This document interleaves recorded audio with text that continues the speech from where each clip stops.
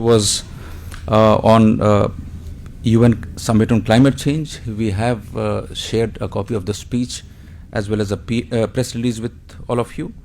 The second was the high-level meeting on universal health coverage. Again, we have shared the speech and press release. And in the evening, Prime Minister attended a leaders' dialogue on strategic response to terrorists and violent extremists. Throughout the day, Prime Minister also had 6 bilateral meetings with the Amir of Qatar, President of Niger, Prime Minister of Italy, Executive Director of UNICEF, President of Namibia, and President of Maldives. But other than Prime Minister's engagement, we also have the External Affairs Minister in town and the Minister of State for External Affairs.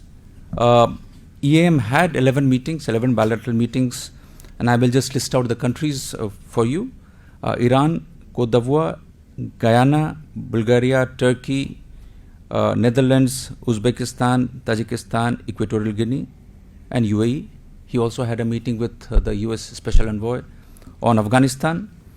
MOS attended the SICA breakfast meeting earlier today morning, which was hosted by Tajikistan. So overall, I think we are looking at almost 20-25 interactions between the Prime Minister, External Affairs Minister, and MOS throughout the day. So a very hectic engagement for all of them.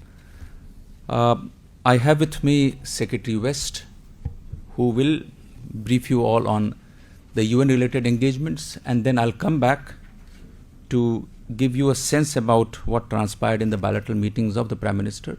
I also have Sanjay Rana, who is Joint Secretary UNP, and after his remarks, after we are done, then we will take some questions from the floor. Sir, over to you. Good evening to you, and welcome to this briefing. Today was, as mentioned to you, this was the first day of the multilateral UN part of the visit to the United States, and Prime Minister, he participated in the Climate Action Summit. He was in fact one of the leading speakers at the summit. He was along with Sweden. India and Sweden are part of the industrial transition track as co-leaders. PM in his presentation, he underlined India's practical approach and roadmap towards increasing use of renewables to address the climate issue. His speech was received with great interest. He highlighted increasing focus on biofuels, compressed biogas, and boosting electric mobility. The other initiatives he spoke on was clean cooking gas, which has impacted on millions of families and women and children. He also talked about Jal Shakti Abhiyan for water conservation targeted at solving the water crisis situation. In his presentation, he talked about the need for the private sector and the governments to cooperate in the area of technology innovation and developing low carbon technologies and processes. He proposed the launching of a leadership group in this context, which would provide that kind of encouragement to governments and private sectors to work closely together. And again, he spoke on one theme which has become increasingly relevant and important, that about India's decision to end the use of single-use plastic, which will have a global impact. Prime Minister announced the launch of the Coalition for Disaster Resilient Infrastructure, which is aimed at assisting countries to develop their own infrastructure disaster resilient, and invited countries to join this coalition.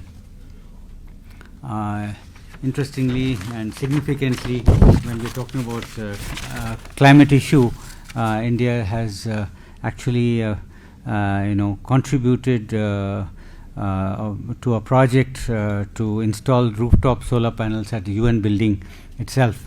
So renewable energy, begins right here in the UN complex at a cost of US dollars 1 million. India has funded this project, and just to mention that this will be formally inaugurated tomorrow at the commemorative event to mark the 150th birth anniversary of Mahatma Gandhi. This event is being organized in the UN complex. Prime Minister also participated in the first ever UN General Assembly high-level meeting on universal health coverage. He did speak about the Ayushman Bharat initiative to provide for affordable health care. You would be aware that this is the world's largest health care insurance scheme, under which 500 million people could avail free treatment worth up to rupees 5 lakhs annually. And there are also special pharmacies to provide medicines at affordable prices. While you are aware, this Prime Minister mentioned and conveyed this to the high-level audience because the sheer scale is mind-boggling, and if there is any conversation on universal health coverage, a scheme like this has very, very special relevance. Prime Minister also informed about the National Nutrition Plan, Poshan. He mentioned about India's commitment to eliminate tuberculosis by 2025, 5 years ahead of the global goal of 2030. And he also spoke about the need to ensure quality medical insurance and medical infrastructure development. So therefore, in short, on the universal health coverage segment, he outlined that India has actually initiated several practical measures, and we have also very significant goals which will hugely impact on this global target of providing universal health coverage. So India, with its scale and magnitude, provides those numbers which will make this global campaign definitely go in the right direction. In the afternoon, Prime Minister Modi attended the Leaders' Dialogue to discuss strategic responses to terrorist and violent extremist narratives. This took stock of the Christchurch call to action to eliminate terrorist and violent extremist content online. India has supported the Christchurch call to sanitize cyberspace from contents which promote and eulogize terrorism, hate and violence.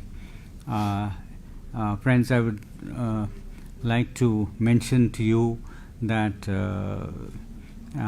India's rising stature and strong democratic credentials increasingly resonate in multilateral fora, and very much exemplified by French President Emmanuel Macron's opening statement, where he expressed appreciation for India's association with the Christchurch call, particularly as a democracy that represents over 1 billion people. So I repeat that French President Emmanuel Macron, in his opening statement, he expressed association for India's association with the Christchurch call as a democracy representing over 1 billion people. So that he mentioned that takes this entire initiative to new levels and gives it a greater sense of action towards dealing with extremist and terrorist content and the use of online techniques. In his intervention, Prime Minister Modi called for qualitative upgradation in the ongoing cooperation and intelligence sharing through bilateral and regional frameworks. He suggested institutionalizing counter-terrorism cooperation at the multilateral level. He said India will work towards enhancing ongoing cooperation in capacity building of friendly countries in this area.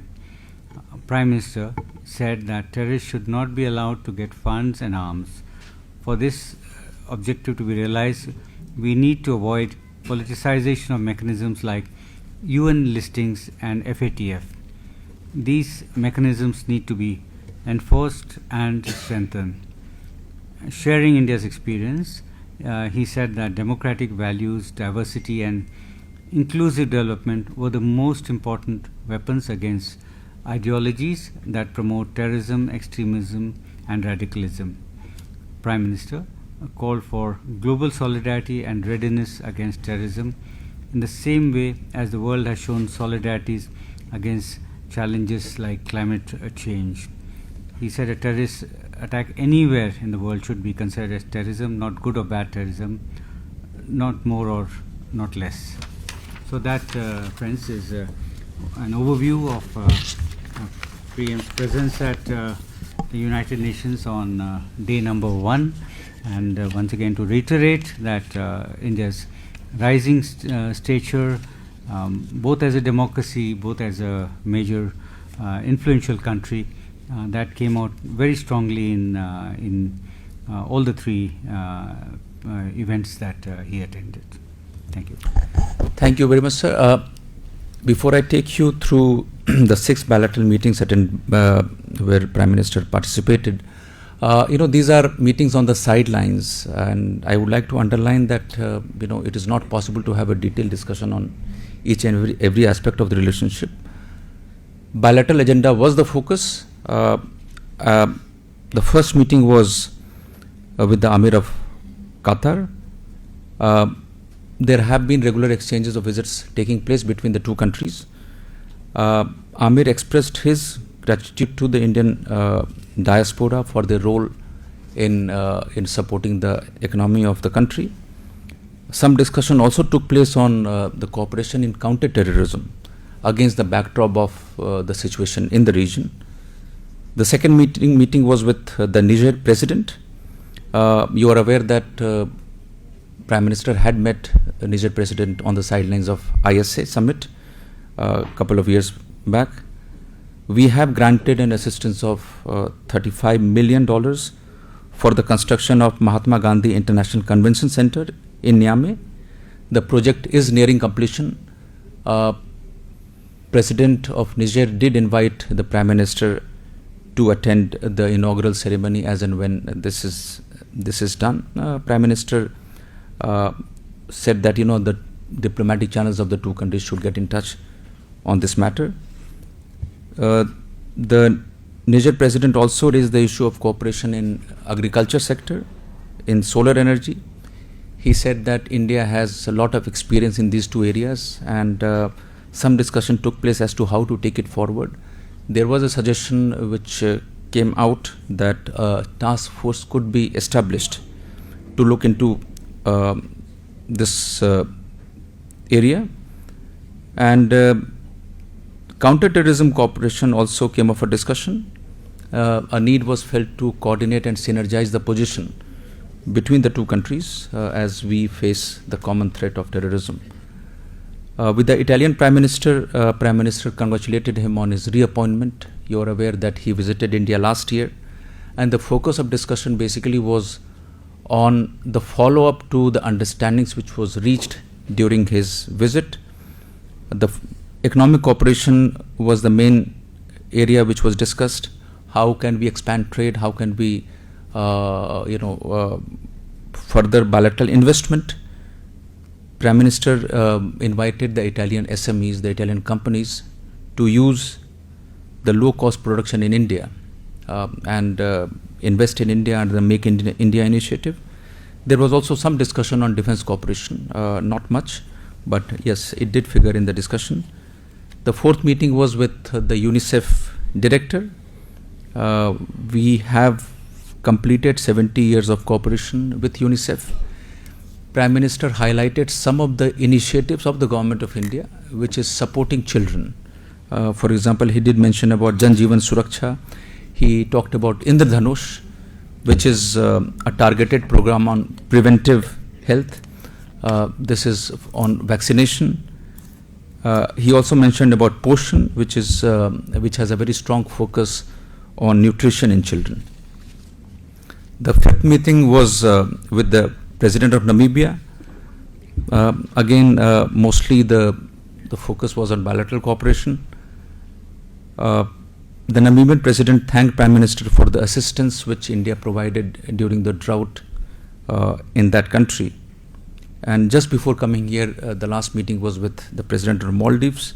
You are aware that Prime Minister chose Maldives as the first country to visit after his re-election for the second term.